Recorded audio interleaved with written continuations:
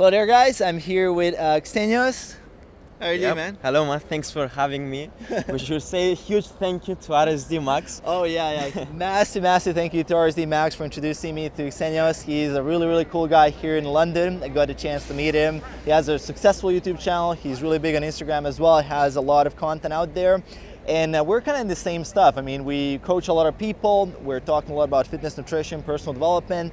And I wanted to bring him on first off to kind of share his story because, I mean, he's from Cyprus, and it's not that you really get to meet that many people who just go all in on fitness and just drop everything and just go commit on this. Yes. And I wanted to hear a little bit of his story, and then we can transition into some of his work. Yeah, man, how did you start? Yeah, so I've been training for almost 10 years now. I'm 23 years old. So I started when I was 15 years old, and basically I used to play a lot of Call of Duty games. Ruin. Hostile flag returned. And actually, I missed a final year school exam, and the principal called my father. He told to my father, your son is absent from the exams. Where is your son? So my father, he came home very angry, and he found me playing PlayStation. And basically that was the end of my gaming career. So I used to be a lot into video games. But I mainly got into fitness because I had a massive rejection from a girl at school. I was actually used to like one girl at the school, and that girl, she hooked up with another bigger guy. So that was my motivation to start going to the gym. Man, and that's crazy. Yeah, since then, to be honest, when I started, I didn't know that I need to have a training program. I didn't know anything about nutrition. So I've been doing everything by myself. And after 5 years of training, I've learned a lot of stuff from my mistakes, but I value a lot having someone to coach you, because I'm here today because I had a personal trainer, and I'm not ashamed to say that I had someone to coach me, because it is very important to have a mentor, someone who you look up to. You know what I mean? I don't know if you had a personal trainer before coaching you. Yeah, I had a mentor. I had multiple people help me out along the way. I mean, I wouldn't be here where I am without those people, for sure. I mean, I wouldn't say that their advice would be 100% scientific or their advice is like the best thing in the world, but it really came at the right time, because the worst thing you can do is not take any action or be paralyzed and feel like you have no direction, you know. And as soon as someone tells you like the basic stuff, hey, here's a workout plan, even if it's not the best for you, it's enough for you to start taking action, and that I find that really helpful. And you are not going to find your answers from just one person. You are going to seek to multiple people to find exactly your answers. And I've say that a huge thing, if you want to get successful, is to experiment with a lot of things, especially when it comes to nutrition and training. So that's one tip, to experiment with a lot of things. If you want to get in shape, listen to many people. Don't just listen to one trainer, what it tells you, because everyone has a different approach. Exactly. Some people, for example, they support intermittent fasting. Some people, they support, carb cycling, keto diets, veganism.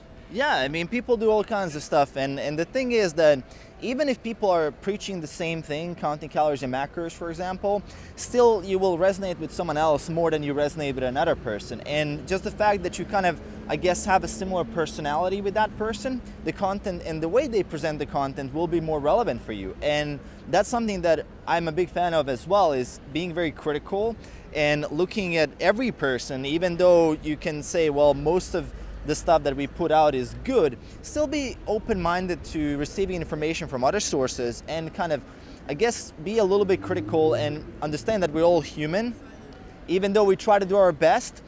After all, once you get the content, it is about troubleshooting and figuring out what will work for you. So that's kind of like where the science ends, is where we give you the I guess, average recommendation. You know, this is what's going to work for most people, like intermittent fasting you mentioned. Yep. After you try it, you can see if it works for you or not. And that's where you kind of... And at the end of the day, all different diets, they use the same principles. Exactly. For example, if you want to lose fat, it's all about caloric deficit. Yeah, exactly. It's not about intermittent fasting or carb cycling or, I don't know, ketone diets. They use all the same principles. Yeah, So the law of thermodynamics is not different. You know, if I just go over here and I jump down, I'm gonna fall down because the law of gravity is under effect. You know, and similarly, if you cut out carbs, it's not the fact that you're cutting out carbs, it's more that you're getting in a caloric deficit because now you're eating no carbs practically, so you're kind of spontaneously entering a caloric deficit. And basic things like that, or intermittent fasting, if you're eating twice a day, I mean, chances are you're gonna eat less than if you eat 6 meals a day. You know, it's just the basic stuff. Now, one thing that I really like about your approach is that he individualized a lot. I mean, you individualize a lot of your stuff, and one thing that I find really interesting is that all of your clients are super busy people. Like, all of your clients are juggling business and fitness and all the other stuff that they have. What is kind of the main thing, I guess, the main lesson that you see kind of happening over and over for people that, I guess, want to be successful in everything like we do? to be honest, what I've noticed from my clients, they value a lot the area of health. They believe in investing in their health because the first question that I ask to my clients, why do you want to do this? Mm-hmm. And basically every single one of them, they told me that they don't want to see themselves after 20 years, being in a wheelchair, get off the seat of the toilet, or can climb up the stairs. So they value a lot the area of health, and since they have the money, they want to invest. They want to invest in a good trainer, they want to invest in a good diet. So most of the main reason is because they invest into their health. Mm-hmm, if that's your question. Yeah, that is exactly the question, They because understand the value. we have a lot of people. I mean, people will look at a gym membership. Let's say you look at a basic gym membership here in London, it's going to be £20. It's not very expensive. Something like that. It's going to be very, very the cheap. The average gym membership here is £50 per month. £50 per month. My gym is £160 per month. Wow, okay. So, I mean, I was looking at low-cost gyms. So let's say somewhere between 20 to 50, okay. Let's say on average, for like the gym that you can get results with. And the thing is, when you're thinking of that, and it's just 20 to 50 pounds or whatever it is, you're not valuing it as much as if, let's say, you're making all this money, you're working, hustling really, really hard. You can kind of undervalue things because in your mind, the perception of what you're getting out of it is not that much because it's just a gym. Everybody does gym. People are what is becoming kind of a standard commodity. Is just training. It's very easy to downscale the benefits of it, and the benefits are massive. As you said, people are looking at, okay, what's going to happen in 30 years from now? Am I going to have to get someone to handle my life? I mean, how can I go to the toilet? How can I wash myself? How can I... At the end of the day, if you spend your money now and get a good health, if you don't do it now, probably after 20, 30 years, if you don't invest in your health, you're going to spend more money on people to help you out. And 10 get times out of more. Bed, 10 times more. I mean, it's just going to escalate more and more. And the thing is that we can already see that. And that's what I like about what you said, is that we can already see examples of that. If you look at older people who have neglected their health, it's not that hard to notice what happens. Like, we sometimes like to look at very successful people for examples, but we never look at, let's say, what happens if you fail to execute. And you can learn from failure as much as you can learn from success. One thing about, let's go back to a little bit of your situation right now. Are you currently bulking or cutting? That's a good question. I'm actually in maintenance mode because nice. I don't know. I don't have any specific fitness goal at the moment. I just want to maintain my physique. I'm enjoying food every single day, but I'm training for like 10 years. Yeah. I mean, I did what I did in my career in terms of body-wise. Personally, to be honest, I don't have any specific goal at the moment. Mm-hmm. I'm really happy with the way I look, but I'm focusing more on transforming other people's bodies. I came where I am right now. I'm happy with my body. It wasn't like before, because I remember 3 years ago, I used to look at some people and say, okay, I have to get like this. And then steroids were coming into my mind. Okay, what if I use this and if I use that?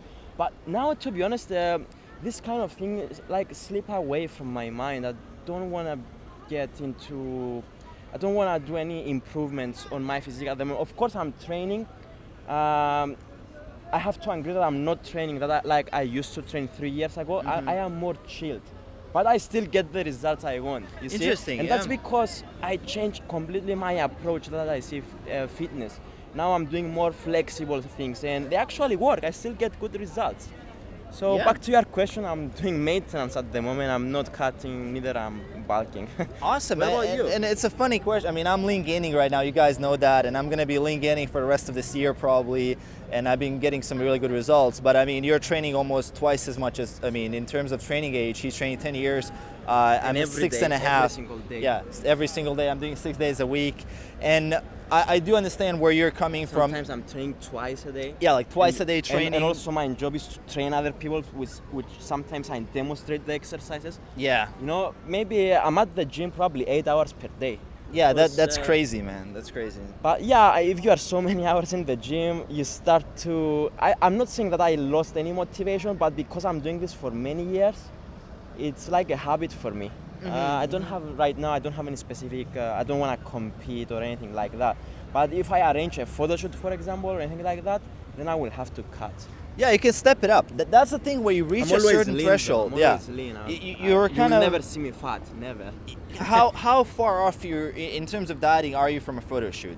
How long would you need to diet? 4 weeks, maybe 3 weeks. That's the Exactly. thing. And that's a point where you kind of are super happy. You've maximized, let's say, you got really close to your genetic potential. And you get to that level after 10 years of training, after a decade of hard work. We're not saying that this is just like going to happen overnight, but you reach a point where you're like, let's say 4 to 6 weeks out of a photo shoot, and you just stay there and you enjoy life. How long do you usually cut? Depends. If I have to cut for a very long time, which is last time I did a cut was 20 weeks. 20 weeks? Yeah, that's Oh a my very, God. very long cut. I mean, including 20 weeks with 4 diet breaks and travel.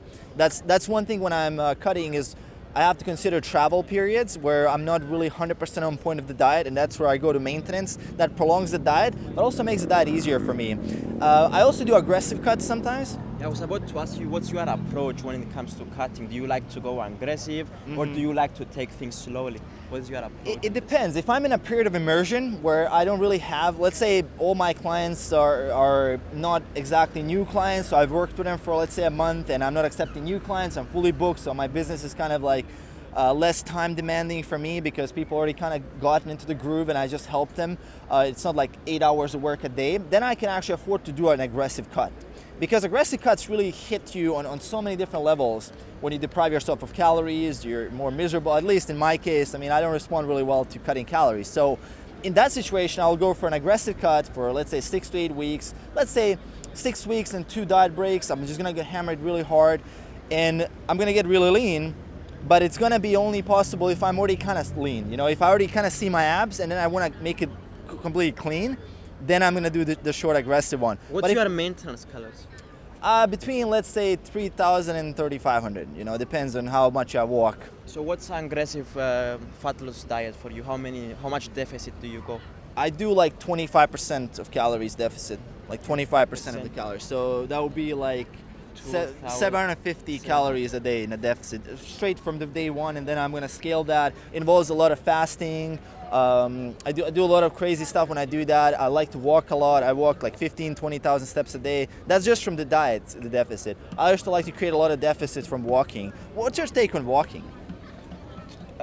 You mean cardio, yeah? I mean, just a casual, let's say, how many steps a day do you usually get? I mean, you're in the gym all the day on your feet, Yeah, so that's... To be honest, I don't really do cardio at the moment. I do cardio only when I'm cutting, and I usually go on HIIT, high intensity interval Interesting. training. It's what works best for me, and the reason is I actually tried both two approaches.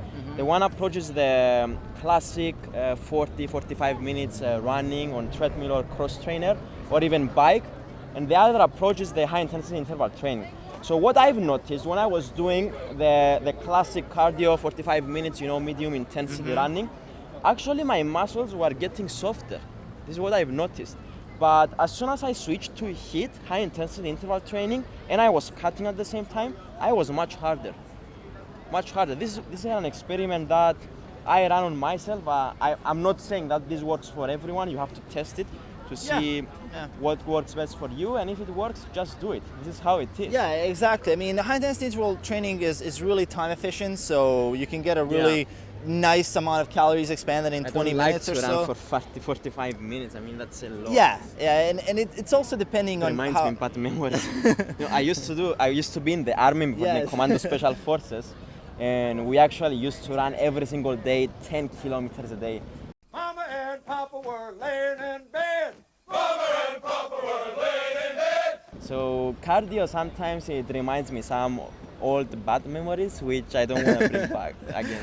Yeah, and if you run 10 kilometers every single day, that will certainly interfere with your training in the gym. I mean, that's a different adaptation compared to the strength training. Of course, you can do concurrent and combine it if you're not looking to step on a stage as a bodybuilder. If you're not super serious about that, you can combine it really well. I, for example, rarely recommend high-intensity intervals for people that are not in really good shape already. Okay. So if you're, let's say, currently above 15% body fat, if you don't have that capacity built up, work capacity, you can't really handle that much, I rarely recommend high-intensity intervals. I'm more of a guy, okay, let's walk, let's create a deficit from the diet, let's train hard in the gym, get stronger. And if you want to do a HIIT, once you're already in shape, there's a less of a risk of an injury. You can do more of it, you can handle more work in the gym, we prevent overtraining. And I mean, it depends. There's a variety of ways to get to the same goal, and that's kind of the I really thing. liked your answer. Your answer was actually amazing because you mentioned something right now out of this conversation. Before we were mentioning something about free programs. For example, an overweight guy or girl searches on Google what's the best cardio to do. To be honest, most of the answers they say about high intensity interval training. Yeah, it's so the overweight guy or girl is looking at, okay, high intensity interval training, I have to do that to lose weight. But as you mentioned, it is not for everyone. I mean, you cannot put an overweight guy to do high intensity your joints interval won't be training. able to handle it. Your work capacity just isn't there. You're gonna overtrain. You're gonna feel super sore, for example. There's gonna create so much muscle damage. There's so many things that can happen, and there's really, I mean, I know people are attracted to extremes, and we can see this all the time. Like, I prescribe a diet, and it's not really extreme, and people are like, well, how is this gonna work? Because people don't even believe that you can do it in a normal way without any extremes. Like when I say you don't have to cut out all the carbs, you don't have to do this, you don't have to do 5 times the cardio and 6 sessions in the gym every week. They don't believe you. And people don't believe me, like, because you hear all these crazy stories of guys who went all out for 8 weeks and they lost 40 pounds or some crazy number like that, and people are thinking that that's the reality. And I mean, there's a place for aggressive diets. I like aggressive diets with really overweight people because there's no risk of muscle loss. Overweight people. Yeah, with very overweight people, there's no risk of muscle loss. You can lose even up to 2% of your body weight a week, easy, for, let's say, the first 6 to 7 weeks. But then you taper it off, and then you kind of move more into a sustainable approach, take a couple of diet breaks along the way, and you get to your goal. Yeah, man. One last question. I know you have a workout. I was about to ask you one question. Okay, sure. Okay. What's your approach when it comes to skinny fat people? What do you do with them? It really depends on the person. I've actually made a really in-depth video on it before, so I can leave that video in the description. It really depends on the person. I mean, some people don't necessarily care about, let's say, being skinny, because maybe that the first step of the skinny fat solution for them is just going to be a cut. And the thing is, I want to take a step back here. Skinny fat is a 2-step process. Like, you will not solve it in one step. You will either have to cut and then bulk, or you're going to have to do some kind of like a bulk and then a cut. Like, it's going to have to be, a lean bulk in a case, depending how much fat you really have. It's going to be a 2-step process, and you're not going to be happy after the step 1 anyway. Like, just forget about it. It's going to be a longer issue because you probably don't have enough muscle mass to, even if you do cut down, to look, you will look very even muscular. skinnier. You will look skinnier. But at least from my experience, People don't understand this, to be honest. They mostly believe that, okay, I have to cut first. And I'm talking, by the way, about skinny people that they don't have muscle mass. yeah, so you understand. That's you know the what, issue. what I type mean, of people I'm you have talking. 2 issues. You have low muscle mass and you have a high fat percentage. I mean, that's just a 2-factor issue where you have to tackle these 2 things. The good thing about that situation is really that you will be building muscle as a beginner, in most cases, rapidly in the first couple of months. So you're going to build some muscle even if you go on a cut. You will probably lose some body fat even if you are in a lean gaining sort of maintenance recon phase, because simply the fact that you're making those newbie gains, you will partition some of those calories coming from the diet more into muscle, and you're gonna get rid of some visceral fat, which is pretty cool. As a skinny fat person, you probably have a fair deal of visceral fat as well, which is one of the most dangerous types of fat anyway. That's the one that you do wanna get rid of more than the subcutaneous one that is over your abs, which, I mean, it's cool for stuff like selfies, but I mean, visceral fat is actually dangerous for your health. So, yeah, I mean, to get your question, I mean, it has to be individualized. Depends from person to It person. really depends on what the person is happy with. I know plenty of guys just reach out to me and they say, okay, I just don't want to be skinny. I was skinny my whole life. I don't care if I gain fat. I just want to be big. I want to be bulky. I want to be like a caveman. That's go pretty straight cool. bulky. Yeah, let's go lean gaining. And some other guys like, okay, I do not want to gain any weight. I don't want to gain a gram because maybe they were overweight in the past. They have like a negative experience with that. It's like a lot of psychology is involved in that. So you kind of have to see what works for you. But in all cases, there are things that you will have to do. Start managing your diet, your nutrition, hitting your calories, your macros, high protein, getting your sleep, progressive overloading your training, and a high quality diet. You will not be able to avoid that in any case. So that's universal for everybody, okay? Absolutely, I agree with you. You actually covered everything. Yeah, I go on these like massive tangents. One final question for you, dude. You have a workout plan, I think, available. You have a book that is out there. Who is the book for? What is it about? Let's share that a little bit. Yeah, so basically I made this book because I used to be sponsored by a supplement company before.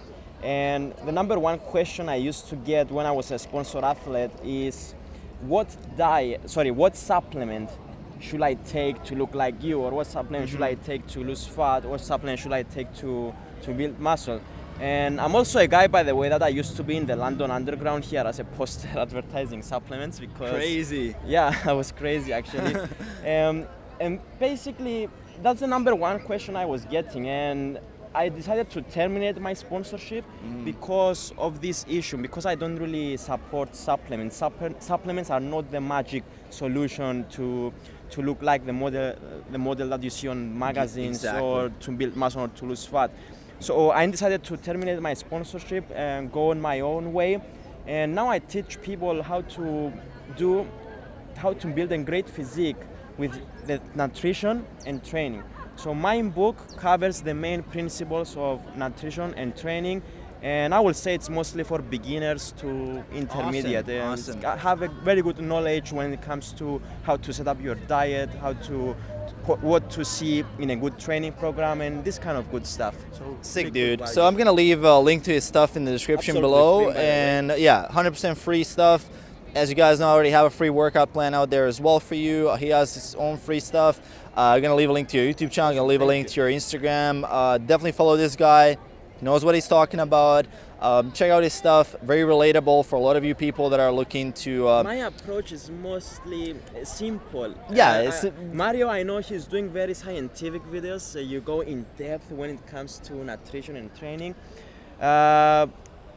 My stuff is more simple. I do mention some scientific stuff, but I like to stick on, the main principles just to make things very easy and clear. But I love your stuff, man, because that you go very scientific, and some people like that. Some people actually don't like it. I mean, yeah, some people like okay. Some people like the more simple approach. Okay, like just I don't want to know exactly how it works on a mechanistical level, but I just want to just do it, what I need to do. And that's why your stuff will resonate with a lot of people, is that you simply tell people, here are the basic things that you have to do. Yep. And this is also proven by science, but you don't have to quote a citation every time you say something. Mario is pointing down 10 references in every single video. This study. Isn't it? Am I right? Well, yeah. I mean, that's just because I'm nerding out. I'm geeking out on that, and that's kind of like what I do. But it doesn't have to be everybody, and that's pretty cool as well. Thank you, dude. Awesome, man. Thank you so much for having me. Yeah, dude. Epic collab. So glad to have you here. Definitely check out his stuff. We're enjoying London here. We're probably gonna get some food as well. Make some good gains, man. I need to. Yeah, look at that. Like solid gains. 10 years of training. Thank you guys for watching. Thank you for being here, for your support. You like this video. And we're going to see you on the next video. Yeah, hit up the thumbs up button as well. Leave us a comment below if you have any questions for him. He's going to be in the comment section. I'm always responding to every single comment on my video. I don't know if you do this with your videos. Every single comment I'm responding on the latest video, though I can't go back, on old videos and Yeah, start so replying. make sure we're gonna be in the comment section. If Yep. you have any questions for us, hit us up below, and we'll see you in the next video. Peace. Cheers.